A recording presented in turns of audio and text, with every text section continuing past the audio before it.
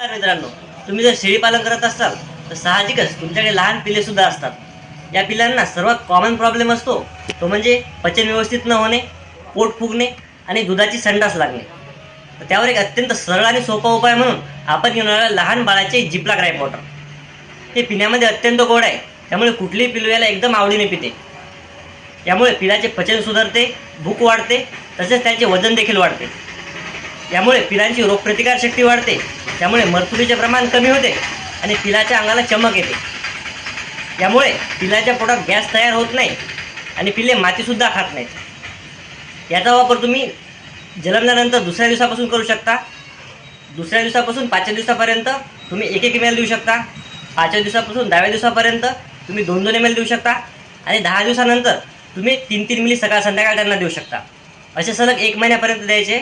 पिलाचे वजन वाढीत खूप चांगला फरक पडेल. आणि अशाच नवनवीन माहितीसाठी आपल्या पेजला फॉलो करा. धन्यवाद.